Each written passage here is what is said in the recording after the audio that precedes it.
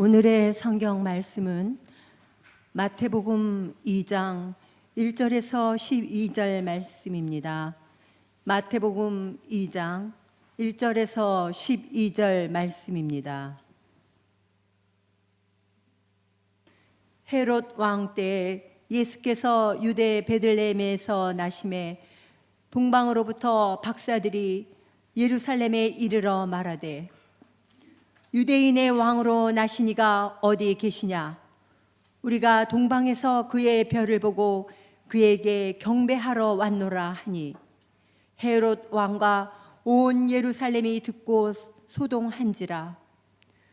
왕이 모든 대제사장과 백성의 서기관들을 모아 그리스도가 어디서 나겠느냐 물으니 이르되 유대 베들레헴이오니 이는 선지자로 이렇게 기록된 바 또 유대 땅 베들레헴아 너는 유대 고을 중에서 가장 작지 아니하도다.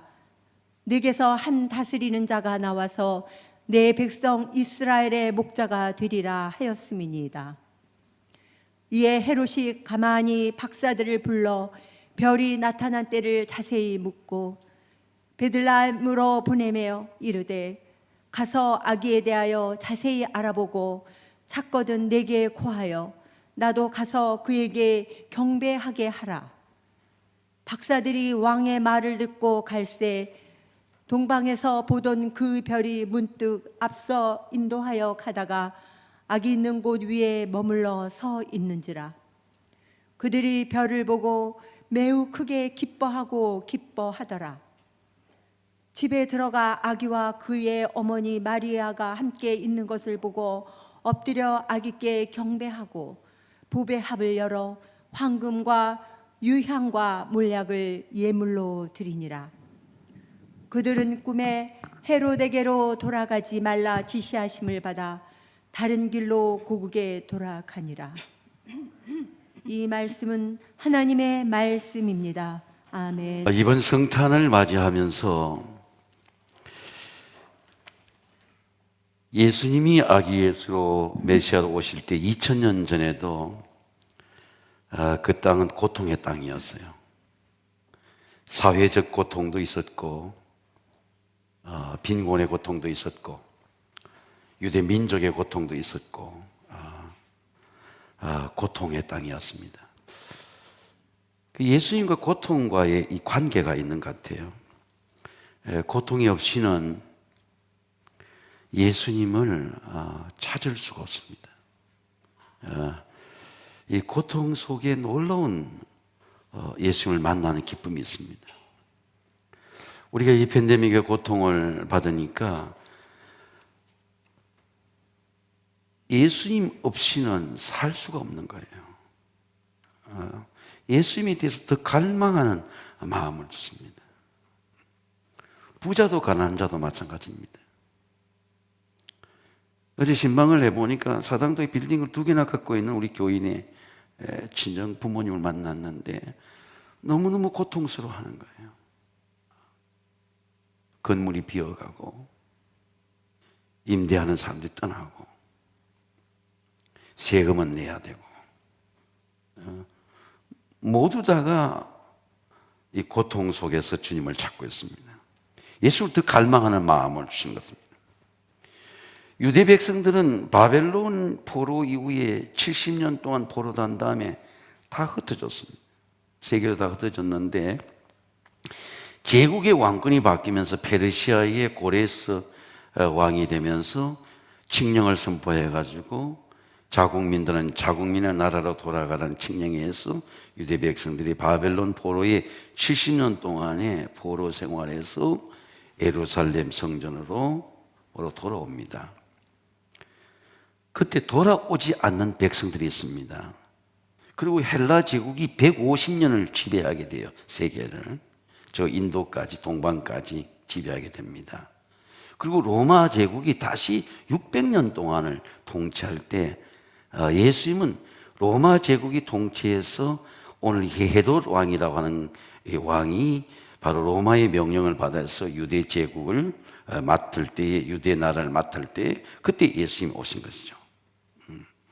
그때 동방박사들이 어떻게 마태복음의 동방박사들이 마태복음만 기록이 되어 있는데 예수님을 찾아봤을까 그런 생각을 기도를 해보니까 바벨론 포로에 흩어진 유대 백성들이 전한 복음이 동방에도 전해진 거예요. 동방에도 메시아의 사상이, 메시아의 복음이 바벨론 포로 이후에 세계 열방 가운데 이렇게 복음이 전해진 겁니다. 복음이 전해지는데 성경에 보면 일어나라 빛을 발하라 내 빛이 이르렀고 여호와의 영광이 내 위에 임하였느니라. 보라 어둠이 땅을 덮을 것이며 캄캄이 만민을 가리우니와 오직 여호와께 내 위에 임하실 것이며 그 영광이 내 위에 나타나니 나라든 내 빛으로 왕들은 내 빛으로 광명으로 나오리라. 이 동방박사들 좀 연구해 보니까 맥이라고 하는 천문학자들이에요. 말하자면은 지식인들입니다. 동방에 이 지식인들인데 이 지식인들이 어떻게 팔레스타인 땅까지 산 넘고 물을 건너서 메시아를 찾아왔을까? 창세기에 이런 말씀이 있습니다. 창세기에 하나님께서 징조를 나타내셔서 메시아의 복음이 전해질 때 징조를 나타내셔서 그 징조를 보고 이 동방박사 찾아온 것입니다. 동방박사는 메시아를 찾아오기 전에 메시아의 복음을 이미 믿었어요. 이미 예수 그리스도가 메시아가 오신다는 복음을 받아들였습니다.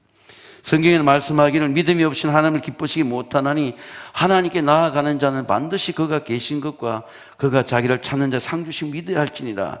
동방박사들은 메시아에 대한 믿음으로 베들레헴에 왔어요. 동방박사들은 메시아의 탄생을 경배하기 위해서 베들레헴으로 왔습니다. 그래서 베들레헴 와서 묻는 질문이 유대인 왕으로 나신 이가 어디 계시냐? 우리는 동방에서 그의 별을 보고 그에게 경배하러 왔노라 하니 헤롯 왕과 온 예루살렘이 듣고 소동한지라. 동방박사들은 별을 따라 예루살렘을 찾아왔고 별이 떨어진 곳에 베들레헴의 아기 예수님을 만나고 경배했습니다. 지금 베들레헴에 가면 여러분 저 사진을 한번 보세요. 별이 떨어진 장소입니다. 예수님의 탄생 교회가 교회를 한번 보였어요. 교회를 보면은 베들레헴이 아주 예루살렘 중에는 빈곤한 땅이에요. 변두리 빈곤한 땅인데 그 베들레헴에 예수님의 탄생 교회가 있고 예수님의 그 태어난 별이 떨어진 곳에 강단 뒤에 저를 표시를 해놓고 순례객들이 와서 저도 한번 터치해 봤는데 만져보고 이렇게 합니다. 예수님의 탄생교회는 지금도 많은 순례객들이 순례하고 있습니다.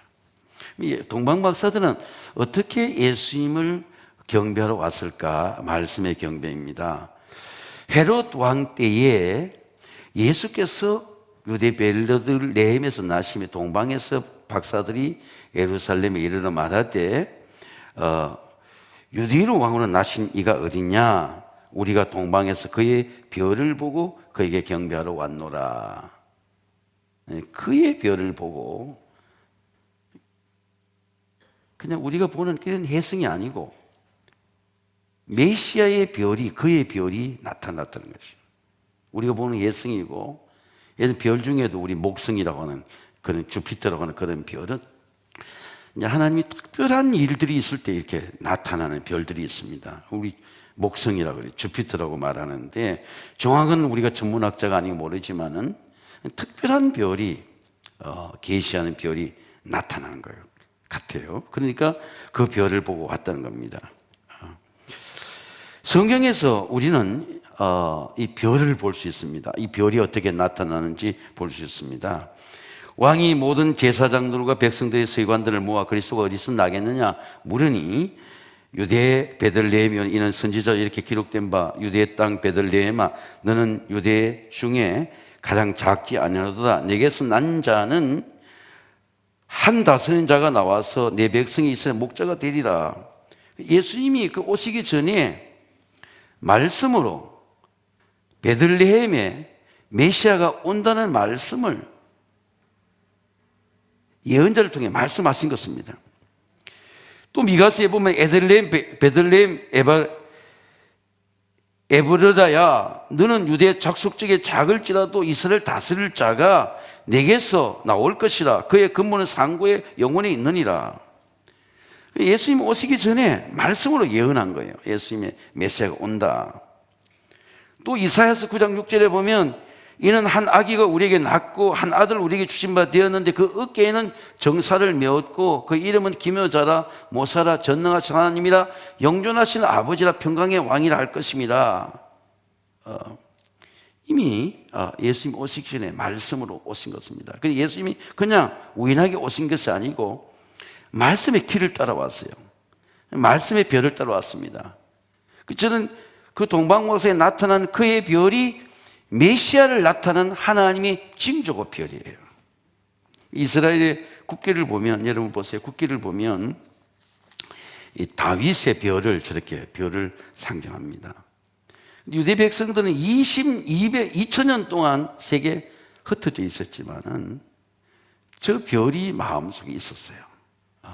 복음을 받는 모든 사람은 저 별이 있습니다. 소련의 시베리아의 그 감옥에도 수용소에도 솔제니친의 가슴 속에도 어릴 때 전교에 나왔는데 다시 예수님을 영접하는 그 별이 가슴에 있었어요. 그리고 폴란드 아우슈비츠 수용소에도 가보면 수용소에 그 폴란드 유대인들이 죽음에 들어갈 때 손톱으로 벽에 저 별을 그렸어요. 메시아가 온다. 세계 각자에 흩어져 있지만은 그리스도의 메시아를 묻는 모든 사람의 가슴 속에는 별이 있는 거예요. 별이 있는 겁니다. 그래서 저 동방 박사들을 인도한 이 별은 이 다윗의 별이에요. 동방 박사 세 사람 귀한 예물 가지고 산을 넘고 물 건너 별 따라왔도다. 베들레헴 임금께 나는 황금들이네. 영원토록 모든 백성 다스려 주시네. 산을 넘고 물을 건널 수 있는 경배의 순례가 말씀의 별이 없으면 말씀을 따라올 수가 없습니다. 말씀이 없으면 경배의 길을 갈 수가 없습니다. 오늘 여러분 우리가 어디서 예배하든지 하나님의 말씀의 별을 따라온 줄로 믿습니다.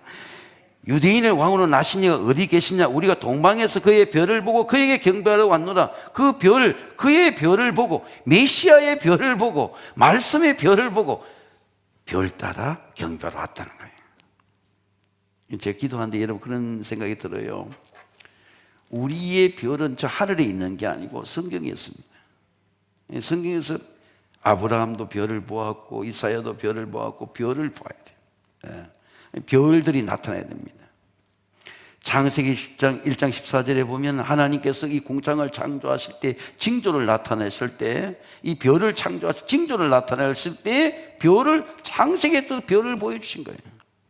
그런데 그 별이 말씀의 별이 메시아의 별이 우리의 신앙의 순례 가운데 나타나는 거예요.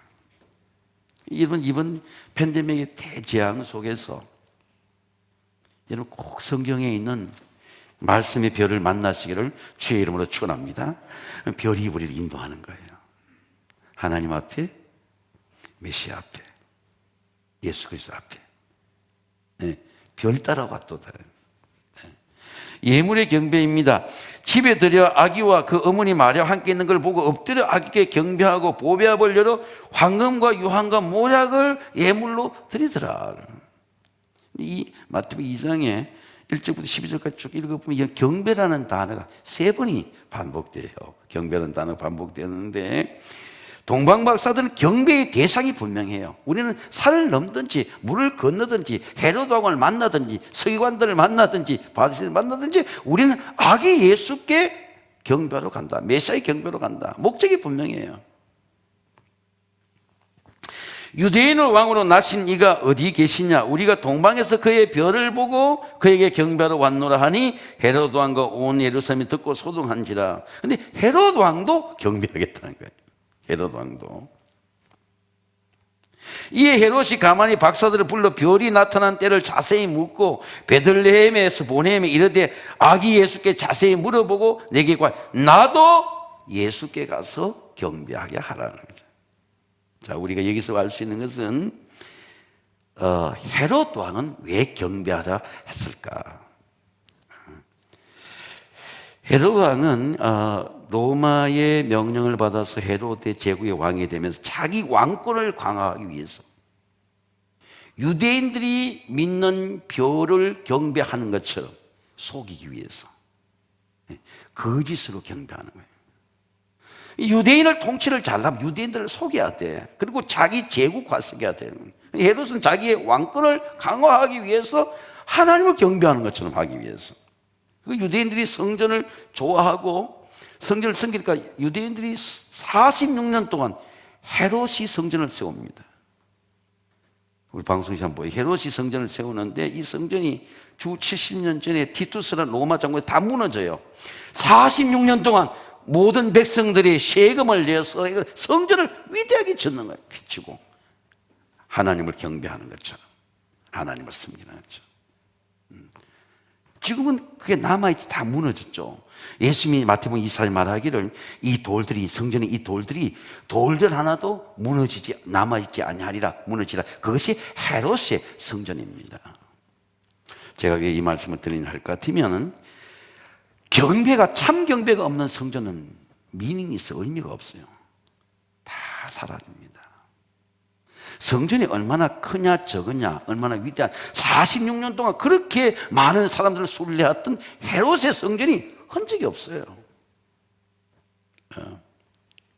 예수님께서 마태복음 24장에 예수께서 성전에 나와서 나가실 때 성전 건물을 가리켜 보시고 말하기를 대답하되 이 모든 걸 보지 못 진실로 인해 돌 하나도 넘기지 아니하리라. 그것이 예수님이 심판하는 것이 헤롯의 성전입니다. 참 예배가 없는 참 경배가 없는 성전은 반드시 무너진다는 것이에요. 여러분 유럽의 교회들을 보면요 참 엄청나게 성전들이 성당들도 엄청납니다. 150년 들어서 지은 성전들도 있어요. 건물 하나하나가 모든 조각이 있고. 근데 강단에 이렇게 가보면은 이렇게 링크를 시켜서 못 올라가게 해놨어요. 그냥 구경만 하고 가라고. 그리고 이 큰 파이프 오르간들이 있습니다. 유적이 되었어요. 여행객들이 구경하는 구경거리가 되었어요. 근데 그 큰 성전에 성도들의 예배의 소리, 찬송의 경배의 소리가 없는 거예요. 경배가 사라진 겁니다. 세 번째, 오늘 동방 박사들은 또 서기관들도 물었습니다. 서기관은 성경을 아는 사람이에요. 유대 백성들입니다. 왕이 모든 백성의 서기관들을 모아서 야 그리스도가 어디에 나겠느냐? 성경을 알아요. 그래서 그리스도가 베들레헴에 온다고 예언의 말씀이 있습니다. 가르쳐줍니다. 근데 베들레헴에 메시아가 오는 줄 알아요. 그러나 그 베들레헴 말씀대로 메시아께 경배하러 가지는 않는 거예요. 왜? 헤롯이 왕권이 그걸 거부하는 거니까. 왕권과 서기관들과 바리새인들이 함께하는 거예요. 동방 박사들만 이 헤롯 왕의 명을 어기고 경배하러 간 겁니다. 서기관들과 바리새인들도 메시아를 경배하지 않습니다. 베들레헴으로 가지는 않아요. 왜? 그들은 성경을 지식으로, 문화로, 유대인의 컬처로 알지만 예수를 메시아로 믿지는 않는 거예요. 성경에 지식은 있는데 성경이 믿음이 안 되는 거야. 믿음이 삶을 움직여야 되는데, 믿음이 두려움을 이겨야 되는데, 믿음이 세상을 이겨야 되는데 세상을 이기지 못하는 믿음이에요. 지식이에요. 머리만 갖고 있는 겁니다. 분별하고 가르치고 베들레헴을 알지만 베들레헴에 가지는 않습니다. 헤롯은 왜 유대 사람에게 경배했을까? 자신의 안전과 통치를 더 유지하고 유대 제국을 통해서 자신을 강화하고 유대의 세금을 많이 걸어서 로마에 갖다 바쳐서 자기가 대대로, 헤롯이 1세, 2세, 3세, 4세에 나가지 자기의 왕권이 대대로 강화하러 가지만 결국 헤롯 정권이 무너지지 않습니까? 그 이유는 자기가 유대 백성들에게 나도 하나님을 믿는다는 것을 보여주기 위해서 나도 경배하게 가게 하라. 저는 코로나 바이러스 때 그런 생각을 하게 되었어요. 여러분의 마음에 정말 메시아가 없으면 메시아를 경배할 수가 없어요. 여러분 정말 예수님을 경배하는 저와 여러분이 되시기를 주의 이름으로 축원합니다. 우리 신앙이 세속화되어서 예수를 경배할 수 없어요. 역사적으로, 문화적으로, 성경적으로 예수를 알지만 예수님을 찾아갈 수가 없어요. 찾아갈 수가 없습니다. 예루살렘 백성들에게는요, 예수가 온 것이 더 소동이 되었어요. 더 불편함이 되었습니다. 아니, 예수 안 왔으면 소동도 안 일어나는데, 핍박도 없는데, 예수가 오니까 사회적 갈등이 더 일어나는 거예요. 소동이 일어난 겁니다. 그 유대인들과 바리새인들과 서기관들은 더 불편한 거예요. 성경적 사실이 역사적 사실로 나타나니까 불편한 거예요. 경배하러 안 가는 겁니다. 예루살렘의 유대 백성들은 메시아의 탄생이 오히려 불편한 소동이 되었습니다. 그런데 동방박사들은 그 소동과 사회적 소동과 정치적 갈등과 문화와 관계가 없이 나는 메시아를 예배한다. 그리고 황금과 유황과 모략을 가졌습니다. 황금과 유황과 모략은 갈빈의 말하면 이 동방박사의 신앙의 고백이요, 예수님이 우리 만왕의 왕이다, 예수님이 우리의 메시아다, 제사장이다, 진정한 제사장이다, 예수님이 우리를 치료하신다, 모략으로 우리의 십자가의 모든 복음이 우리를 치료하신다, 믿음이에요. 여러분, 오늘 이 예배도 여러분 어디서 드리든지 믿음으로 예수님을 경배하시기를 주의 이름으로 축원합니다. 우리 고백이 있어야 돼요.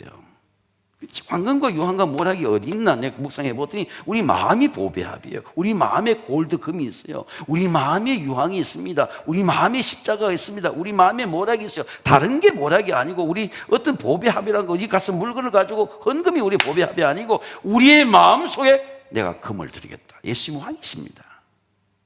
예수님 우리 제사장이십니다. 예수님 우리 치료자십니다. 동방 박사들을 묵상하는데 황금과 유황과 모략을 담을 수 있는 보배합이 우리 마음에 황금을 담아야 돼요. 왕권을 담아야 됩니다. 예수님 우리 모든 우리 마음을 다스려 주시고 우리 가정도 다스려 주시고 우리 교회도 예수님께서 다스려 주실 줄로 믿습니다. 동방 박사들의 경배는 순종의 경배입니다.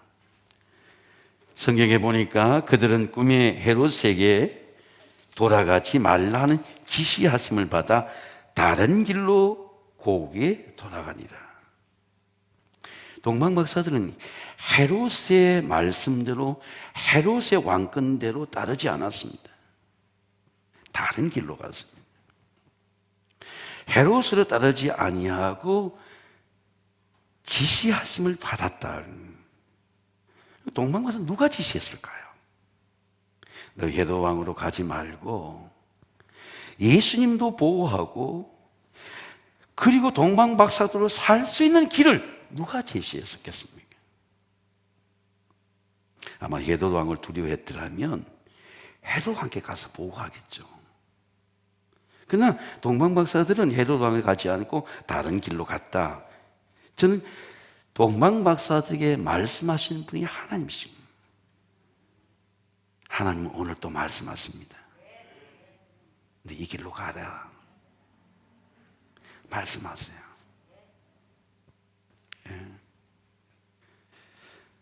동방 박사들은 헤롯의 왕권의 지시보다도 성령의 음성을 존중했어요. 자기 양심에, 자기 신앙에, 자기 믿음에 하나님의 말씀을 듣고 리스크가 있죠. 모든 삶에는 고통의 문제가 있습니다. 그러나 동방 박사들은 다른 길로 갔습니다. 빌리 그레함 목사님이 얼마 전에 99세로 소천하셨는데 하나님의 부르심을 받으셨는데 빌리 그레함 목사님의 최고의 동력자 중에 하나가 찬양공장의 조지 브러스에 하는 주 예수보다 귀한 것은 없네 부르는 사람과 김 윅스라는 여자 우리 찬양 이 사역자가 있습니다. 김 윅스는 1951년 2년도에 6.25 전쟁 때 미국에서 코리안 워라 그랬죠. 전쟁 때에 포탈이 떨어지고 인민군이 내려올 때에 아버지가 애들하고 부모들 다 있는데 마당에서 모두 엎드리라 덕석을 덮었어요. 그런데 김일수가 자기가 보려고 눈을 뜨는 반에 포탄이 떨어지는 빛이 들어가게 돼가지고 간정집을 영어로 된 간정 읽어보니까 쇠도 그림자밖에 안 보여요. 실체가 리얼리티가 안 보이는 거예요. 그리고 아웃라인만 이래 보이는 거예요. 우리가 건물을 보면 눈, 코, 입이 보여야 되는데 안 보이고 사람이 이 아웃라인만 보이는 거예요.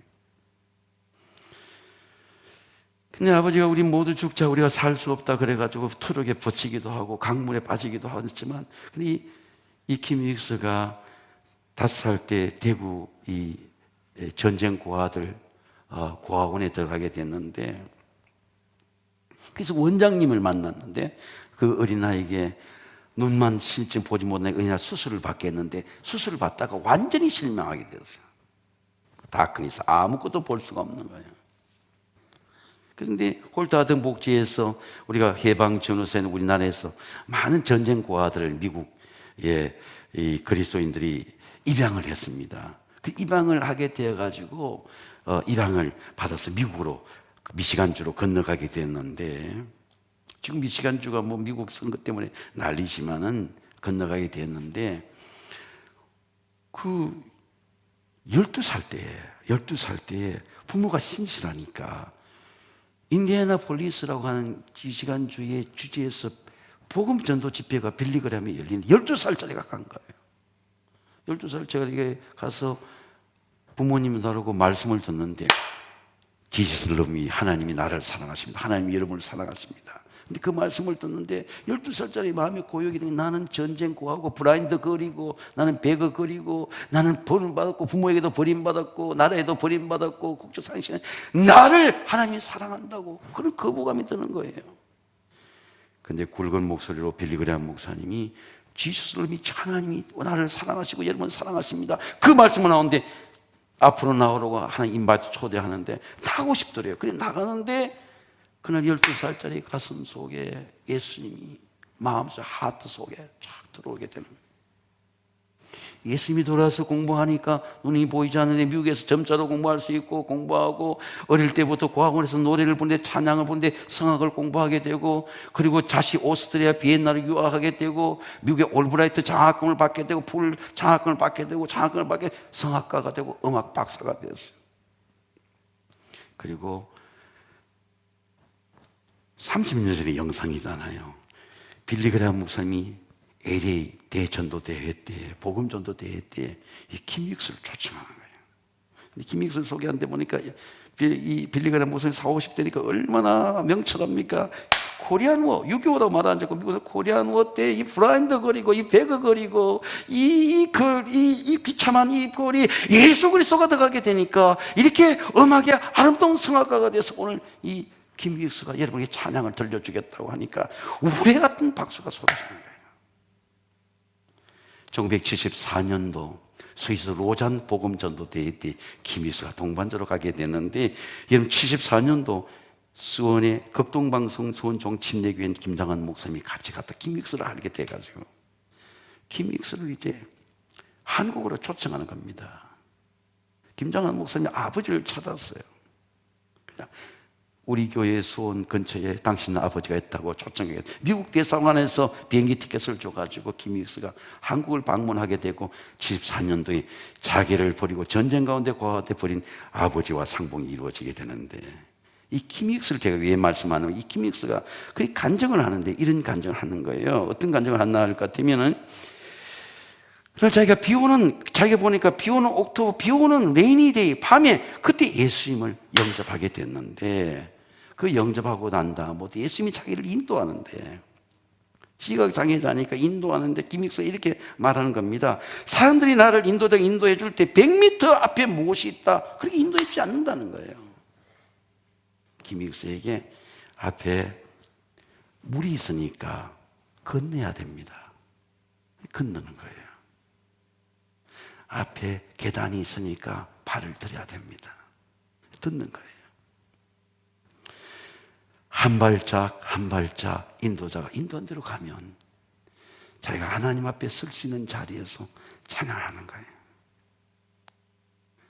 하나님이 우리를 인도하는 것도 그렇다는 겁니다. 우리가 미래를 준비하지만 10년 후, 100년 후, 20년 후 우리의 미래가 어떻게 되겠습니까? 정말 내일 일어날 알 수 없는 거죠. 이 팬데믹의 대재앙의 날도 알 수 없는 겁니다. 그러나 분명한 것은 오늘 한겨준 찬양처럼 하나님 우리 손을 붙잡고 하루하루를 인도하시고 한 주 한 주를 인도하시고 한 주 한 주 우리가 물어야 돼요. 내가 발을 들여야 됩니까? 내가 강을 건너야 됩니까? 주님 우리를 인도해 주세요. 우리 자녀들 인도해 주세요. 이 혼란하고 분쟁 가운데 이 나라를 인도해 주세요. 흔들리는 이 세계를 인도해 주세요. 그날을 물어야 됩니다. 분명한 것은 성령의 지시하신 바다. 성령께 순종하면 반드시 의의 길로 인도해 주실 줄로 믿습니다. 이것이 우리의 믿음입니다. 하나님 이 재앙 속에서도 고통 속에서도 하나님은 살아계셔서 우리를 의의 길로 인도하신다. 그 믿음으로 여러분 경배의 자리에 하나님을 예배하시기를 주의 이름으로 축원합니다.